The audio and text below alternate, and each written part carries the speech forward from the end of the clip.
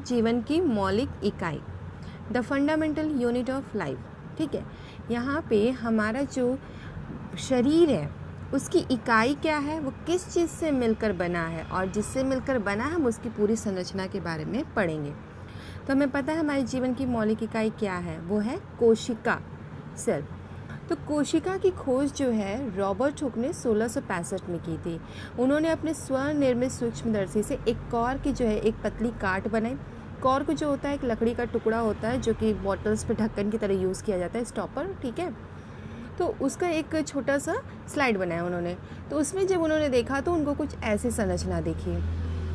ठीक है, तो इसको उन्होंने कहा कि ये जो है ये मधुमक्खी के छत्ते के समान है। ठीक है, बस ऐसे ही कुछ उनको संरचना दी, क्योंकि कॉर्क तो जो था वो निर्जीव हो चुका था। ठीक है, उसमें जितने भी द्रव होते हैं वो सूख चुके थे, तो सिर्फ उनको ये संरचना दिखाई दी। तो इसी को उन्होंने कहा था कि ये कोशिका है। ठीक है, कोशिका जो है यहाँ पे सेल जो है वो लैटिन वर्ड है। ठीक है, जिसका मतलब होता है छोटा कमरा। तो उसी के बारे में हम आगे पढ़ेंगे कि कैसे संरचना उसकी होती है। तो सबसे पहले है सजीव किससे बनते हैं। यहाँ पे क्या किया गया है, एक जो प्याज होता है, ठीक है, अनियन, उसको आप छीलते हो तो उसका जो कॉनकेव साइड होता है, मतलब आप उसके छिलके को जब उतारते हो तो ये वाले साइड पे एक पतली सी झिल्ली होती है। ठीक है, उसी को निकाल के एक स्लाइड बनाई गई है। ठीक है, स्लाइड बनाने के बाद देखा गया है कि कैसा दिखता है। ठीक है, और उसे सूक्ष्मदर्शी से देखा गया। ये है संयुक्त सूक्ष्मदर्शी। इसमें दो लेंस होते हैं, एक नेत्रिका पर, एक अभिदृष्टक जो कि यहाँ पे ऑब्जेक्ट के पास होता है। ठीक है, यहाँ स्लाइड रखी गई है। इसके बाद यहाँ पे जो होती है ये जो होते हैं फोकस करने के लिए यहाँ पे कुछ पेचेस होती हैं। तो इस तरह से ये पूरा इसका ये सूक्ष्मदर्शी काम करता है। तो जब सूक्ष्मदर्शी से उस स्लाइड को देखी गई तो कुछ इस तरह की संरचना दिखी। ठीक है, एक सेल दिखा। ठीक है, और उसके बाद उसके अंदर एक केंद्रक। ठीक, तो आगे देखते हैं।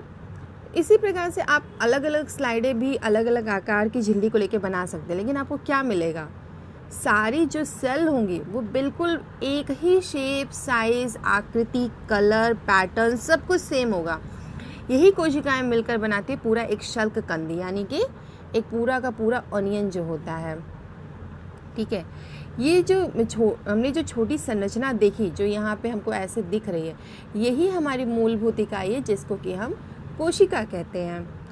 तो आगे जब आवर्धक लेंस की खोज होगी, जब लेंस आगे, तो सूक्ष्मदर्शी बहुत ज़्यादा इजी हो गया इन कोशिकाओं को देखना। तो आपको कहीं कहीं मिले जो होते हैं मिलता है कि पूरा का पूरा एक जीव ही एक कोशिका का बना हुआ है, जैसे कि अमीबा, क्लेमाइडोमोनास, पैरामीशियम, बैक्टीरिया, ये सब जो होते हैं इनका शरीर एक कोशिकी होता है, और इसी पूरी एक कोशिका में ही उनकी पूरी संरचना होती है, पूरा ये जीव होते हैं।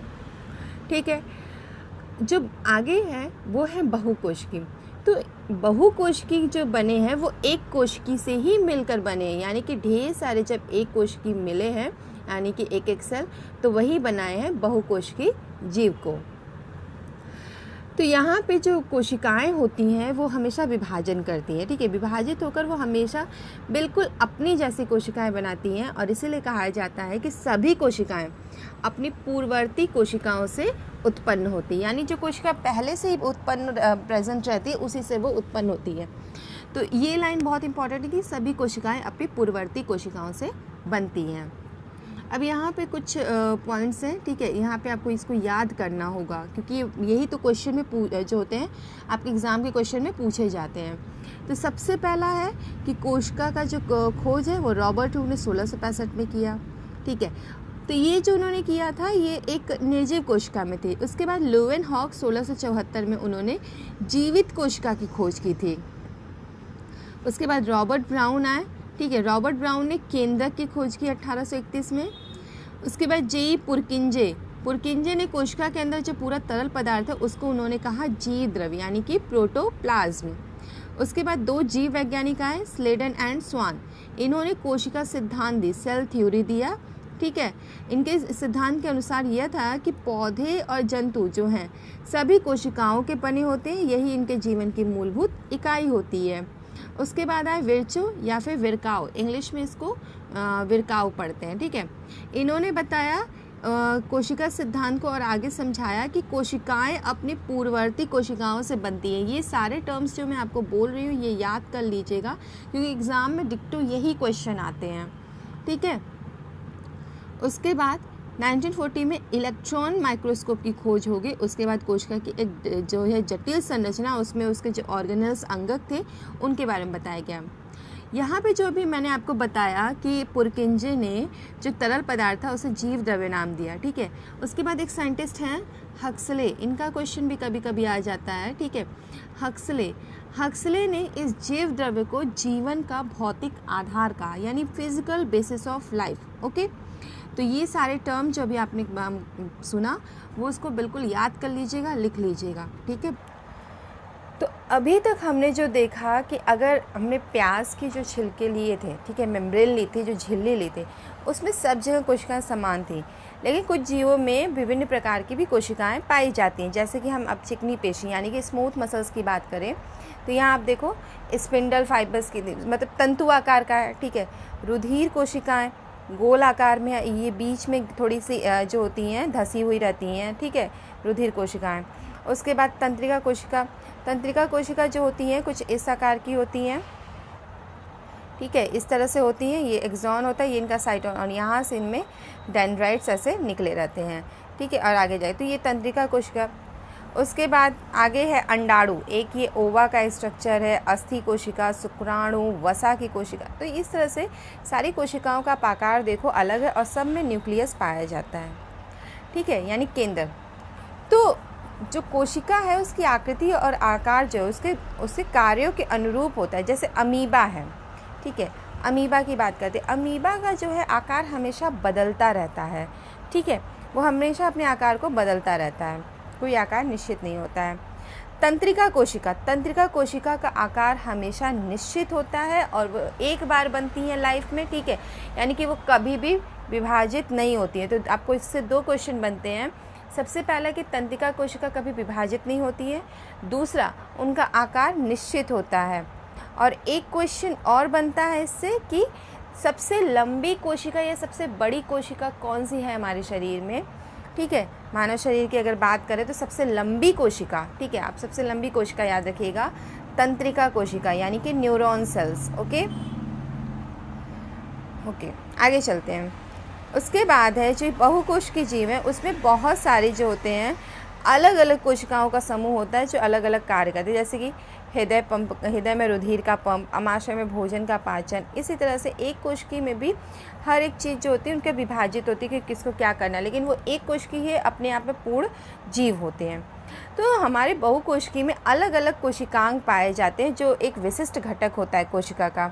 ये जो होते हैं पदार्थ को बनाना, ठीक है, और जो बेकार पदार्थ होंगे उनको बाहर निकालने का कार्य करते हैं, ठीक है। तो हम देखते हैं कि यहाँ पे कोशिकांग कैसे हैं। तो कोशिका किससे बनी होती है, कोशिका का संरचनात्मक संगठन क्या है। तो सबसे पहले हम देखते हैं कि कोशिका में जो होती है प्लाज्मा झिल्ली, केंद्रक और कोशिका द्रव्य। अगर आप एक कोशिका का स्ट्रक्चर बनाओ तो जिससे आप ये घेर रहे हो तो ये एक उसकी पतली सी झिल्ली होती है जो कि उसको बाहरी वातावरण से बिल्कुल अलग करती है, और बीच में उसके केंद्रक होगा और जो ये फ्लूइड्स होते हैं पूरे कोशिका द्रव्य, ठीक है। हम यहाँ पे एक डाउट और क्लियर कर लेते हैं। जैसे कि एक सेल है, ठीक है, देखिए एक सेल है और आपने यहाँ पे देखा कि केंद्रक है।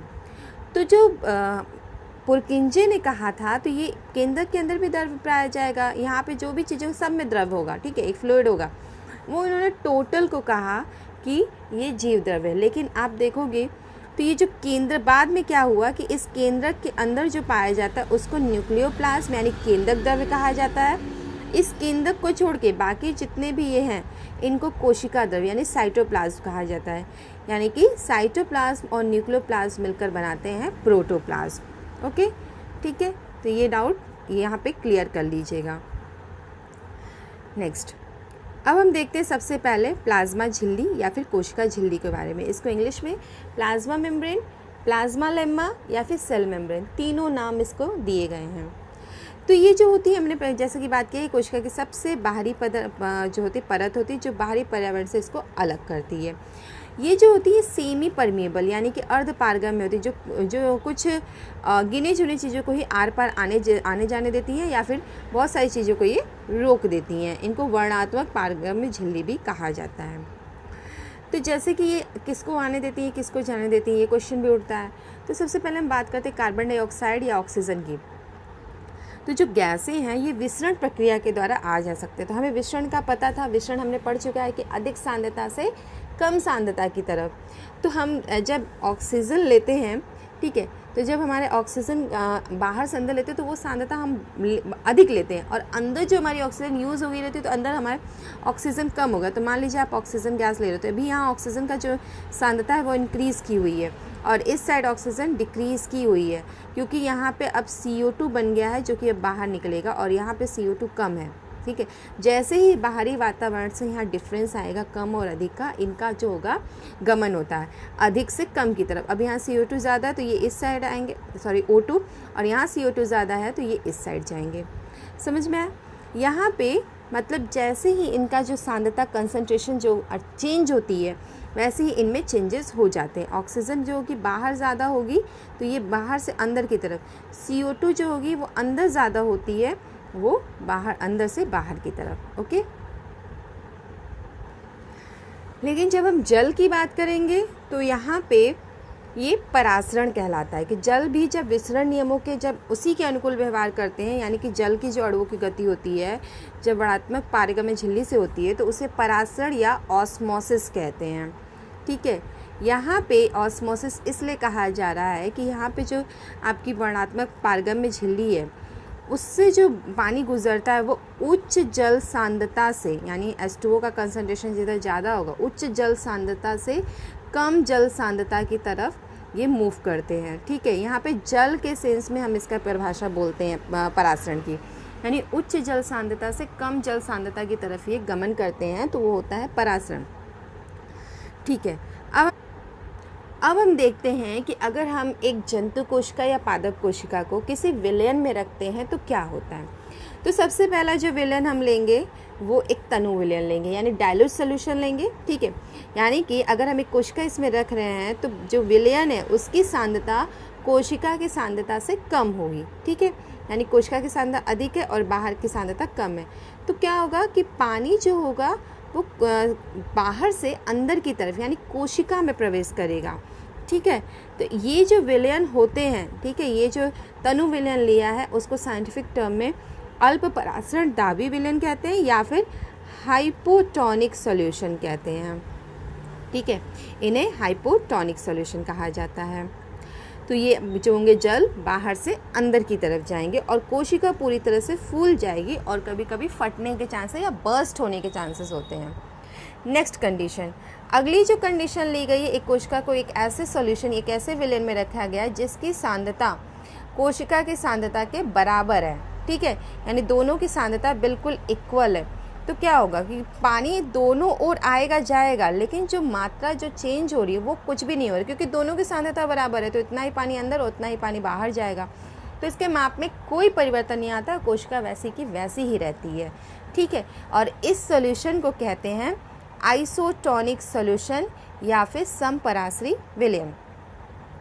नेक्स्ट है, अब तीसरा कंडीशन है, अगर आप एक कोशिका को एक ऐसे विलयन में रखो जिसकी सांद्रता कोशिका की सांद्रता से काफ़ी अधिक है। ठीक है, यानी कि यहाँ कंसंट्रेशन बहुत हाई है, तो इसमें क्या होगा, पानी जो होगा कोशिका से बाहर आएगा।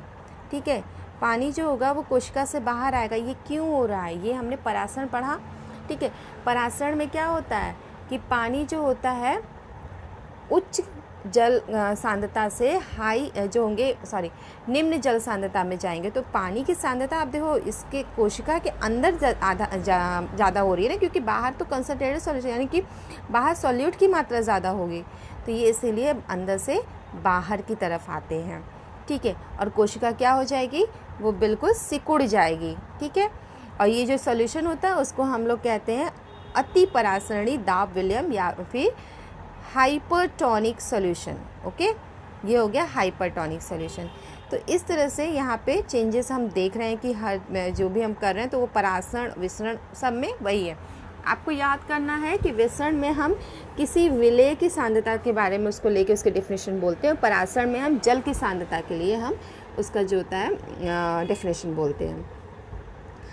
इसी तरह आगे अंडे से परासरण करके दिखाया गया है कि कैसे उसकी जो झिल्ली होती है वो अगर उस झिल्ली के रख के किया जाता है तो अंडा जो होगा फूल जाएगा, क्योंकि बाहर अगर पानी में आप रखें तो बाहर की सांद्रता अधिक है, ठीक है, बाहर जो है पानी की सांद्रता अधिक है, अंदर कम है, तो वो क्या होगा, फूल जाएगा। इसी तरह आप किशमिश में, अंडे में कर सकते हैं। यहाँ पे दिखाया गया जैसे कि कवच रहित अगर अंडा है उसको एक सांद्र विलयन में रखा जाता है, ठीक है, यानी कंसंट्रेटेड सॉल्यूशन में 5 मिनट के रखा है, तो क्या होगा, यहाँ पे अंडे का जो जल होगा वो बाहर निकल जाएगा, जैसा कि हमने हाइपरटोनिक सॉल्यूशन में पढ़ा, तो क्या होगा, अंडा सिकुड़ जाएगा। और अगर हम इसको एक शुद्ध जल में रखेंगे तो क्या होगा, अंडा फूल जाएगा, क्योंकि जो होगा पानी बाहर से अंदर की तरफ आएगा, क्योंकि पानी की सांद्रता बाहर अधिक है, ठीक है। इसी तरह किशमिश में रखने पे क्या होगा, जब हम किशमिश को एक नॉर्मल जल में रखते हैं तो वो फूल जाती है, क्योंकि पानी बाहर से अंदर की तरफ आता है, और जब उसको एक चीनी के घोल में रख दीजिए तो क्या होगी, वो बिल्कुल सिकुड़ जाएगी, और वो क्योंकि पानी किशमिश से बाहर आ जाएगा। अब हम देखते हैं कि ये जो एक कोश की अलवड़ी जलीय जीव होते हैं उनमें जो परासरण जो भी है, ठीक है, मतलब कि अगर उनको जल चाहिए तो वो यही परासरण द्वारा ही वो जल ग्रहण करते हैं, आपको सिर्फ ये याद रखना है। और जो गैसों का आदान प्रदान होता है वो विसरण द्वारा होता है, ठीक। अब जो प्लाज्मा झिल्ली है, ठीक है, वो बहुत लचीली होती है, कार्बनिक अणु, लिपिड और प्रोटीन की बनी होती है, ठीक है, और इसकी संरचना को हम केवल इलेक्ट्रॉन सूक्ष्मदर्शी से ही देख सकते हैं। कोशिका झिल्ली जो होती है इतनी लचीली होती है कि ये जो होते हैं बाहरी पर्यावरण से जो होते हैं इनको भोजन ग्रहण करने में मदद करते हैं, जैसे कि अमीबा, जैसे उसको कोई भोजन दिखता है तो ये धीरे धीरे क्या करती है, पहले तो बिल्कुल साइज़ में कोई भोजन दिखा, ठीक है, इसके बाद ये धीरे धीरे उनके चारों तरफ घेरना स्टार्ट कर देती हैं, ठीक है। उसके बाद एक टाइम ऐसा आता है जो इसको पूरी तरह से घेर के इसको अपने अंदर ले लेती है। तो इस तरह का जो प्रोसेस होता है इसको कहा जाता है इंडोसाइटोसिस, ठीक है। और अगर ऐसे ही प्रोसेस करके धीरे धीरे इसी प्रोसेस से अगर जो वेस्ट मटेरियल को बाहर निकाल दिया जाए तो उसको कहते हैं एक्सोसाइटोसिस। अब हम कोशिका भित्ति के बारे में देखते हैं। कोशिका भित्ति में यहाँ पे जो होती है कोशिका भित्ति, प्लाज्मा झिल्ली के बाहर एक और मेम्ब्रेन होती है, अगर आपका एक है तो ये ऐसे कोशिका भित्ति होती है जो कि बहुत ही दृढ़ होती है, बहुत कठोर होती है, सेलुलोज की बनी होती है। और ये सेल वॉल यानी कोशिका भित्ति सिर्फ और सिर्फ पौधों की कोशिकाओं में पाई जाती है, जंतु कोशिकाओं में नहीं पाई जाती है। हम यहाँ पौधे और जंतुओं की बात कर रहे हैं अभी, ठीक है। ये जो है ये कवक और बैक्टीरिया उनमें होती है, ठीक। जब हम अभी पढ़ रहे थे हमने कि जीवद्रव्य कुंचन, जैसे कि अगर मान लीजिए अंदर का कोई प्रोटोप्लाज्म सूख जा रहा है, ठीक है, तो ये क्या होगी, पूरी झिल्ली के साथ ये सूख जाएंगे। लेकिन ये जो है जो आपकी सेल वॉल है ये बिल्कुल ऐसे ही रिजिड रहती है, यानी कड़ी रहती है, ठीक है। आगे हम देखते हैं कि जो मृत कोशिकाएं होती हैं, ठीक है, अगर उनको हम ऐसा क्रियाकलाप कराते हैं कि उनमें कोई जीवद्रव्य कुंचन कराने का, तो उसमें हम देखते नहीं होता है, ठीक है। मृत कोशिकाएं जीवद्रव्य कुंचन का कोई काम नहीं करती हैं। तो कोशिका भित्ति पौधों, कवक, बैक्टीरिया में तनु विलयन में बिना फटे यानी कि अल्प पराश्रय दाब विलयन में उनका जो परासरण बनाए रखते हैं। कैसे, अल्प पराश्रय दाब, ठीक है, यानी कि हाइपोटोनिक सॉल्यूशन। आप एक सेल लो तो इसमें क्या होगा, हाइपोटोनिक सॉल्यूशन आपने लिया, यानी कि जो सांद्रता है विलयन की वो कोशिका से कम है, तो पानी बाहर से अंदर की तरफ जाएगा, ठीक है, तो ये फूलेंगी। तो मैंने कहा था कभी कभी फटने के चांसेस हो जाते हैं, लेकिन फटती नहीं, क्यों, क्योंकि यहाँ पे अगर पादप कोशिका है तो कोशिका भित्ति होती है, और जब ये फूल कर पूरी तरह से प्लाज्मा मेम्ब्रेन इस पर आ जाते हैं तो ये एक प्रेशर लगाते हैं वॉल की तरफ, यानी सेल वॉल की तरफ, ये उतना ही प्रेशर इधर लगाते हैं मेम्ब्रेन की तरफ, तो ये इक्वली हो जाता है और इनको जो है फटने से ये बचा देती हैं। अगला है केंद्रक इसमें, ठीक है। हमने देखा था कि कोशिका के जो बीच में एक होता है केंद्रक, जो कि पूरी कोशिकाओं का जितना भी क्रियावलन होता है उनका जो होता है कमांड रखता है वही, ठीक है। जब इसको आयोडीन की घोल से हम किसी सेल को देखेंगे तो वो उसमें बिल्कुल अलग से काले रंग की दिखाई देगी, या डार्क कलर की कह लीजिए, ठीक है। उसके बाद कोशिका में अलग अलग रासायनिक संगठन के आधार पर ये अलग अलग रंग जो होते हैं ये ग्रहण करते हैं। तो यहाँ पे सैफ्रोनिन, मेथिलीन ब्लू ये सब यूज़ किया जाता है कोशिका को रंगने के लिए। आगे हम देखते हैं कि केंद्रक जो होता है, अगर आप एक केंद्रक की संरचना देखो तो केंद्रक के चारों ओर एक दोहरी परत होती है, यानी कि ये ऐसे दोहरी परत की होती है और इनमें छिद्र होता है जो कि यहाँ मैंने बनाया। इनसे इनका आवागमन का रास्ता ये बना रहता है। जो बाहर कोशिका द्रव्य केंद्र के बाहर की चीज़ों का आना जाना इन्हीं से होता है। इस केंद्र के अंदर एक जो होता है न्यूक्लियस यानी केंद्रिका पाई जाती है और एक होता है क्रोमोसोम पाया जाता है। जो क्रोमोसोम होता है वो आनुवंशिक गुणों की सूचना उसमें होती है जो कि माता पिता से डीएनए के अणु के रूप में वो बच्चों में उसको ले जाता है। तो क्रोमोसोम जो होते हैं ये डीएनए और प्रोटीन के बने होते हैं। क्वेश्चन आपसे आता है कि कौन सी प्रोटीन होती है डीएनए के साथ, तो उसका नाम है हिस्टोन प्रोटीन। ठीक है, डीएनए के साथ होती है हिस्टोन प्रोटीन। इसको जो होते हैं डीएनए जो होती है वो हमारी एक क्रियात्मक जो है यहाँ पे खंड जो जीन होती है उसकी इकाई है, क्योंकि जीन जो होती है हमारी आनुवंशिक लक्षणों की इकाई, यानी हमारे आनुवंशिक लक्षणों को एक पीढ़ी से दूसरी पीढ़ी ले जाती है। तो किस रूप में? डीएनए के रूप में। तो डीएनए जो है क्रोमैटिन पदार्थ के रूप में इसमें विद्यमान रहता है। बाद में क्रोमैटिन जो, अगर हम जिस क्रोमैटिन की बात कर रहे हैं तो ये धागे नुमा संरचना होती है। बाद में जब कोशिका विभाजन में ये जाते हैं तो ये संघनित हो जाते हैं और संघनित होकर बिल्कुल हमें लैम्ब्रश की तरह बिल्कुल ऐसे स्ट्रक्चर दिखता है इनका। ठीक है, तो यहाँ आगे है कि ये केंद्रक जो होता है कोशिका विभाजन में सबसे ज़्यादा महत्वपूर्ण भूमिका निभाते हैं। बैक्टीरिया जो होता है, ठीक है, इसका जो कोशिका होता है उसमें केंद्रक स्पष्ट नहीं होता, यानी कि अविकसित होता है। ठीक है, इसको अस्पष्ट केंद्रक कहा जाता है जो कि इसमें बैक्टीरिया में पाया जाता है, जिसमें कि अगर मान लीजिए एक उसका सेल है तो जैसे अभी हमने दिखाया कि घिरी हुई एक संरचना हमने दिखाया, तो ये ऐसा कुछ नहीं होता इसमें। ये कोशिका के साइटोप्लाज्म में ही ऐसे प्रोटोप्लाज्म ऐसे एक रहता है बॉडी, इसको कहा जाता है न्यूक्लियॉइड या फिर केंद्रिकाय। ठीक है, इसको कहा जाता है न्यूक्लियॉइड या फिर केंद्रिकाय कहा जाता है, यानी कि इसमें केंद्रक झिल्ली नहीं होती है। ठीक है, जैसा कि यूकैरियोट में होता है। ठीक है, और इनमें ज़्यादातर जो होते हैं अंगक यानी ऑर्गेनल्स नहीं होते जैसा यूकैरियोट में पाया जाता है। अभी हम यूकैरियोट के पूरे अंगक पढ़ेंगे। ठीक है, उसके बाद अगर इनमें कोई बैक्टीरिया फोटोसिंथेसिस या प्रकाश संश्लेषण करती है तो उसके लिए उनमें एक झिल्लीदार पुटिका होती है जिससे वो पूरा प्रकाश संश्लेषण की क्रिया करते हैं। तो ये एक प्रोकैरियोटिक कोशिका यानी कि बैक्टीरिया का स्ट्रक्चर बनाया गया है। ठीक है, कोशिका भित्ति होती है जैसे कि हमने पहले बताया, प्लाज्मा झिल्ली, राइबोसोम्स इसमें पाए जाते हैं और यहाँ पे एक जो है कोशिकाएं अंदर। ठीक है, अब हम कोशिका द्रव्य की बात करते हैं। कोशिका द्रव्य की बात करते हैं तो प्लाज्मा मेम्ब्रेन के अंदर हमने जो द्रव्य पढ़ा था, ठीक है, बहुत ही हल्का सा जो एक पदार्थ होता है जो हल्के कलर का दिख रहा था वो होता है कोशिका द्रव्य। ठीक है, इसी कोशिका द्रव्य के अंदर जो होते हैं बहुत सारी अंगक कोशिकाएं होती हैं जो एक विशिष्ट कार्य करती हैं। लेकिन प्रोकैरियोट कोशिका में वास्तविक केंद्रक नहीं होता और झिल्ली युक्त अंगक भी नहीं, यानी कि मेम्ब्रेनस ऑर्गेनल्स और यहाँ पे ट्रू न्यूक्लियस दोनों प्रोकैरियोट्स में एब्सेंट होते हैं। ओके, यूकैरियोट में दोनों प्रेजेंट होते हैं। तो अब उनके बारे में हम देख लेते हैं। उसके पहले यहाँ छोटा सा डिफरेंस बताया गया, वो देख लेते हैं। प्रोकैरियोटिक कोशिका होती है बहुत छोटी होती है, यानी 1 माइक्रोमीटर की 10⁻⁻6 मीटर। यूकैरियोटिक कोशिका बड़ी होती है यानी कि 5 to 100 माइक्रोमीटर।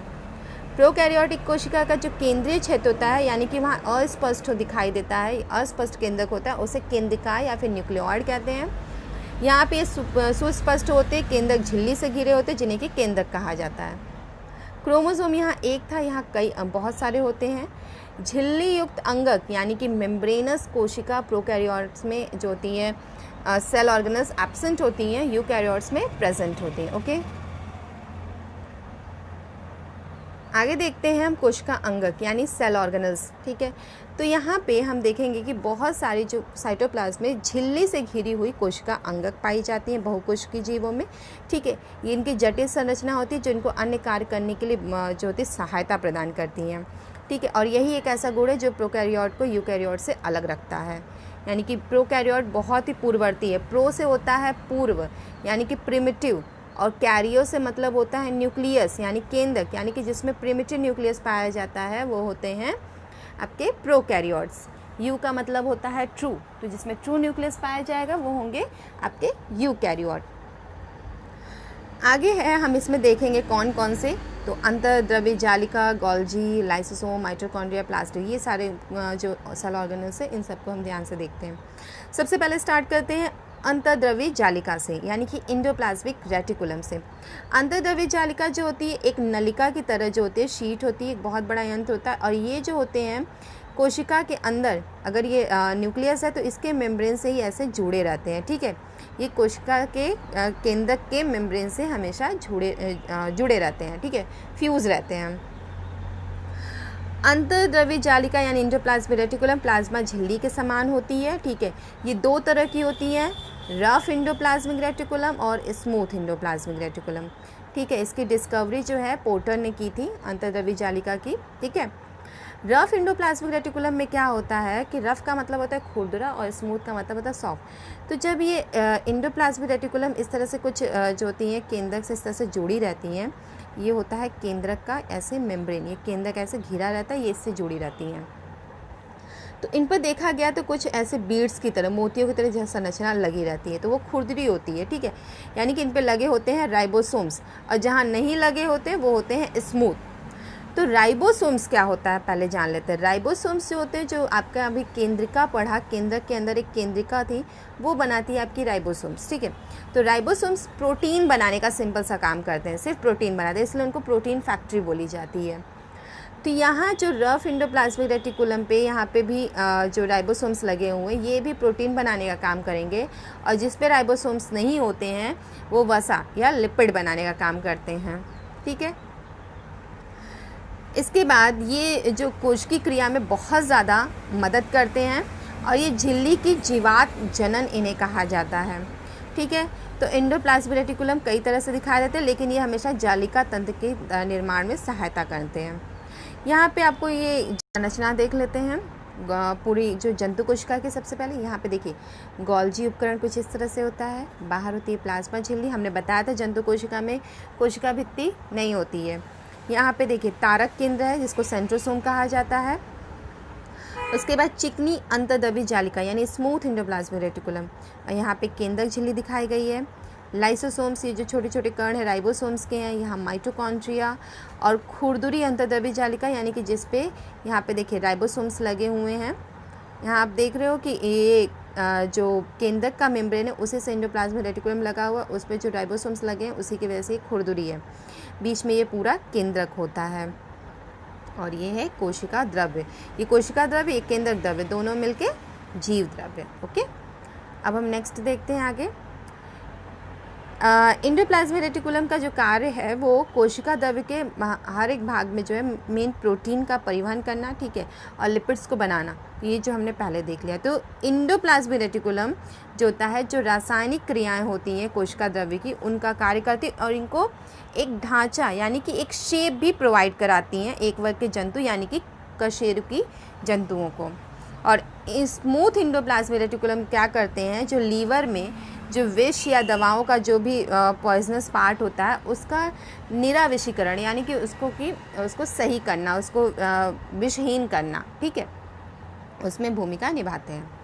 अगला है गोल्जी उपकरण। इसकी डिस्कवरी कैमिलो गोल्जी ने की थी। ये एक चपटी पुटिका की तरह होते हैं जो कि समांतर क्रम में ऐसा लगे होते हैं, जो कि हमने अभी देखा, ठीक है। तो ये ट्यूब्यूल्स होते हैं और इनका जो होता है संपर्क एंडोप्लाज्मिक रेटिकुलम से होता है, ठीक है। और ये एक जो है एक झिल्ली तंत्र बनाते हैं क्योंकि राइबोसोम्स जुड़ा होता है यहाँ पे गोल्जी बॉडीज से। यहाँ पादप कोशिका है, इसे भी हम देख लेते हैं एक बार, ठीक है। देखिए सबसे पहले पादप कोशिका में यहाँ पर ये खुरदुरी जो है जालिका दिखाई गई यानी रफ एंडोप्लाज्मिक रेटिकुलम, इधर है स्मूथ एंडोप्लाज्मिक रेटिकुलम, लाइसोसोम। यहाँ ये हरित लवक है, ठीक है, हरित लवक पाए जाएंगे, प्लांट है। केंद्रक है गोल्जी, ठीक है, केंद्रक की मेम्ब्रेन झिल्ली हो गई, प्लाज्मा झिल्ली हो गई और बाह्य कोशिका होगी। यहाँ पे देखिए इधर से ये दूसरी कोशिका जुड़ रही है, लेकिन आप जो देख रहे हो ये लाइन, तो ये झिल्ली हो गई और ये होगी कोशिका भित्ति, ठीक। नेक्स्ट देख लेते हैं माइटोकॉन्ड्रिया। ये माइटोकॉन्ड्रिया और यहाँ राइबोसोम्स, हरित लवक, क्लोरोप्लास्ट और यहाँ पे कोशिका द्रव्य, ठीक है। आगे देखते हैं एंडोप्लाज्मिक रेटिकुलम से जो होता है जो गोल्जी उपकरण होता है, वहाँ से प्रोटीन बनती है एंडोप्लाज्मिक, वहाँ से लेता है और उसको जो है कोशिका के विभिन्न भागों में उसको पहुँचाता है। आगे है लाइसोसोम। लाइसोसोम जो होते हैं ये रफ एंडोप्लाज्मिक रेटिकुलम जो होते हैं, इनके अंदर एक एंजाइम होता है जिसको कि रफ एंडोप्लाज्मिक बनाते हैं, ठीक है। तो लाइसोसोम क्या करता है, जितने भी अपशिष्ट पदार्थ होते हैं या बैक्टीरिया, वायरस, कुछ भी इसमें आ जाते हैं, टूटे फूटे भाग, उनकी मरम्मत करता है और बैक्टीरिया ये सब को उनको ख़त्म करता है, ठीक है। क्योंकि इसके अंदर जो एंजाइम होता है वो होता है, उसका नाम पूछा जाता है, वो है हाइड्रोलिटिक एंजाइम, ठीक है। ये होते हैं हाइड्रोलिटिक एंजाइम। इनका पीएच काफ़ी कम होता है, यानी एसिडिक होते हैं ये। तो ये कोशिकीय चयापचय यानी कि मेटाबॉलिज्म में काम करते हैं। जब बहुत ज़्यादा कोशिका कहीं भी इन्फेक्टेड हो जाती है तो ये लाइसोसोम जो होते हैं खुद ही फट जाते हैं और पूरा का पूरा जो होता है एंजाइम क्या करता है, कोशिका को पचा देता है। इसीलिए लाइसोसोम को कोशिका की आत्मघाती थैली या फिर इसको आत्महत्या की थैली, सुसाइडल बैग कहा जाता है। कैमिलो गोल्जी को सैंटियागो रैमोनी कजाल के साथ संयुक्त रूप से तंत्रिका तंत्र की संरचना के कार्य के लिए नोबेल पुरस्कार से सम्मानित किया गया है। नेक्स्ट है माइटोकॉन्ड्रिया। माइटोकॉन्ड्रिया की खोज की थी अल्टमान ने, ठीक है। जब अल्टमान ने डिस्कवरी की थी तो अल्टमान ने इसको कहा था बायोप्लास्ट। बाद में आए बेंडा, ठीक है। बेंडा ने इसको माइटोकॉन्ड्रिया नाम दिया। माइटोकॉन्ड्रिया को power house of the cell कहा जाता है, यानी कोशिका का बिजली घर कहा जाता है। ये भी डबल मेम्ब्रेनस होती है, बाहर की एक सिंगल होती है, अंदर वाली जो मेम्ब्रेन होती है वो इस तरह से जो होती है फोल्डेड होती है, जो कि यहाँ पे रासायनिक क्रियाओं में कार्य करते हैं, जिससे कि ऊर्जा मिलती है पूरी कोशिका को, पूरी बॉडी को।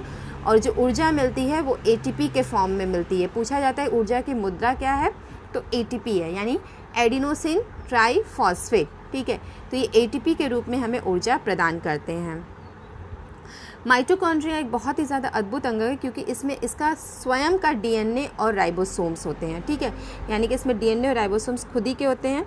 तो माइटोकॉन्ड्रिया क्या करता है, राइबोसोम प्रोटीन बनाता है, तो अपना कुछ प्रोटीन ये खुद ही बनाते हैं। नेक्स्ट है प्लास्टिड। प्लास्टिड जो है यहाँ पर ये पादप कोशिकाओं में स्थित होता है। ये 2 प्रकार का होता है, ठीक है। यहाँ पे सबसे पहला क्रोमोप्लास्ट जो कि रंगीन होते हैं, ल्यूकोप्लास्ट श्वेत या रंगहीन। जो ल्यूकोप्लास्ट जो होंगे वो आपके जड़ों में पाए जाएंगे जो रंगहीन होते हैं। क्रोमोप्लास्ट जितने भी आपके रंगीन वेजिटेबल्स वगैरह होते हैं ये इसमें फूलों में सब में पाए जाते हैं। तो जो क्रोमोप्लास्ट है उसमें एक क्लोरोफिल पाया जाता है, यानी पर्णहरित, ठीक है। क्लोरोफिल पाया जाता है पर्णहरित, जिससे कि पौधे जो होते हैं हरे होते हैं और उसे कहा जाता है क्लोरोप्लास्ट, ठीक है। तो क्लोरोप्लास्ट जो है उसकी वजह से क्या होगा कि फोटोसिंथेसिस यानी कि प्रकाश संश्लेषण की क्रिया होगी और पौधे अपना भोजन खुद ही बनाएंगे, ठीक है। ल्यूकोप्लास्ट जो होते हैं वो एक प्राथमिक रूप के अंगक होते हैं, जैसे कि स्टार्च, तेल, प्रोटीन, ये सारे पदार्थ उसमें संचित होते हैं, ठीक है। और जो क्लोरोप्लास्ट की संरचना होती है उसमें भी डबल मेम्ब्रेनस होते हैं वो, ठीक है। इनमें भी माइटोकॉन्ड्रिया की तरह खुद का DNA होता है और राइबोसोम होते हैं। इनके अंदर जो होती है एक ग्रेना पाई जाती है, ठीक है। और इसके अंदर जो होता है फ्लूइड उसको स्ट्रोमा कहते हैं, ठीक है। तो जो प्रकाश संश्लेषण क्रिया ग्रेना में होती है। नेक्स्ट है राजधानियाँ यानी कि वैक्यूल्स। वैक्यूल्स जो होते हैं वो ठोस और तरल पदार्थों के संग्राहक होते हैं। आप वापस जाइएगा जंतु कोशिका और पादप कोशिका में एक डिफरेंस देखिएगा। आप पादप कोशिका में देखेंगे जो राजधानियाँ होंगी वो बहुत बड़ी बड़ी होती हैं और जंतु कोशिका में वही राजधानियाँ बहुत छोटी छोटी होती है। तो ये सबसे पहला डिफरेंस हो जाता है। जो राजधानियाँ होती हैं वो कोशिका का जो एक इसमें स्फीति दाब बनाए रखती है, यानी टर्गर प्रेशर बनाए रखना, उनको एक मेंटेन करना, उनके बायोंसी को मेंटेन करने का कार्य करती हैं। ये करीब 50 से 90% तक की होती है एक कोशिका के आयतन का। इसमें अमीनो अम्ल, शर्करा और विभिन्न कार्बनिक अम्ल और कुछ प्रोटीन जैसे पदार्थ पाए जाते हैं। अमीबा की खाद्य राजधानी में उनके द्वारा जो उपभोग में लाए गए खाद्य पदार्थ होते हैं, यानी उनके जो वैक्यूल्स होते हैं उसमें वो फूड अपना संचित करके रखते हैं, ठीक है। तो प्रत्येक कोशिका की अपनी एक संरचना होती है जिसके द्वारा वो श्वसन, पोषण, अपशिष्ट पदार्थों का उत्सर्जन करते हैं और नई प्रोटीन बनाते हैं। तो इस तरह से हमने जाना कि कोशिका सजीवों की मूलभूत संरचनात्मक इकाई है, यह जीवन की एक मूलभूत क्रियात्मक इकाई है। इसीलिए कोशिका की जो परिभाषा दी जाती है वो दी जाती है कि कोशिका जो है वो हमारे जीवन की एक संरचनात्मक और क्रियात्मक इकाई है, यानी कि cell is the fundamental unit of structural and functional unit of life, okay। Okay, कोशिका विभाजन। अब आते हैं कोशिका विभाजन पे। हमने जैसे पढ़ा था कोशिका जो है अपनी पूर्ववर्ती कोशिकाओं से बनती है, तो बनती कैसे है, वो कोशिका विभाजन के द्वारा है। जो मृत क्षतिग्रस्त कोशिकाएं होती हैं, ठीक है, वो उनका नए सिरे से नई कोशिकाओं को बनाए, क्योंकि हमेशा कोशिकाएं मरती रहती हैं, ठीक है। तो ये दो तरह से होती हैं, एक होता है सूत्री विभाजन, एक होता है अर्धसूत्री विभाजन, ठीक है। इंग्लिश में इसको कहते हैं माइटोसिस, यानी सूत्री को माइटोसिस, और अर्धसूत्री जो होता है वो होता है मियोसिस।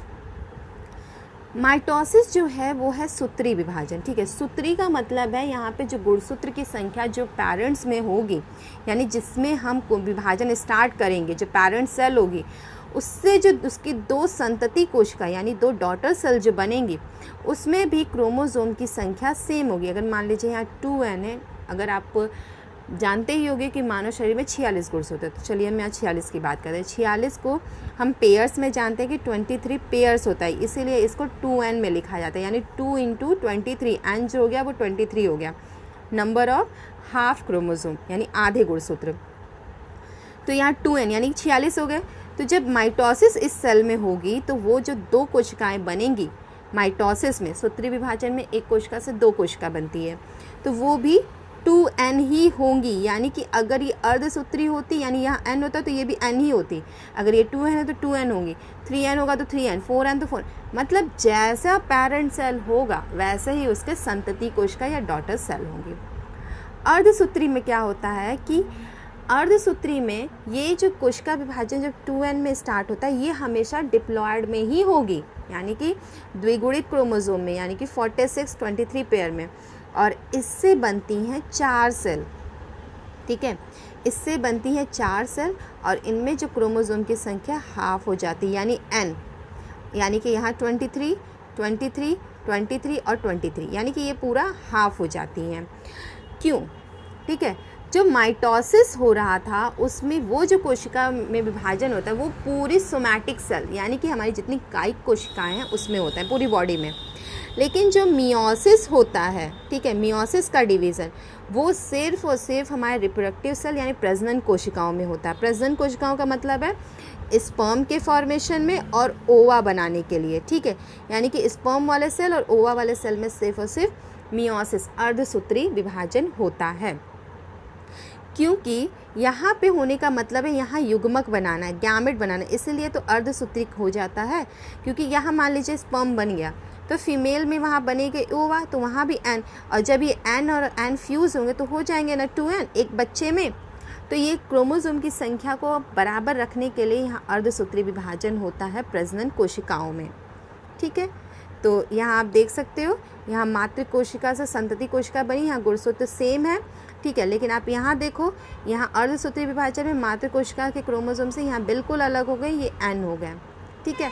तो इस तरह से ये कोशिका विभाजन होता है। तो आइए हम देख लेते हैं मेन पॉइंट्स आज के। सबसे पहले कोशिका जो है मूलभूत संरचनात्मक इकाई है। दूसरा, ये चारों ओर झिल्ली से घिरी होती है और ये लिपिड और प्रोटीन की बनी होती है। ये कोशिका झिल्ली जो है वो सक्रिय भाग है जो पदार्थों की गति का नियंत्रण करती है। पादप कोशिका में कोशिका झिल्ली जो होती है कोशिका भित्ति से घिरी होती है जो कि सेलुलोज की बनी होती है। कोशिका भित्ति फंजाई और बैक्टीरिया में जो होती है अल्प परासरणी दाब को बनाए रखती है, यानी उनको फटने से बचाती है, ठीक है।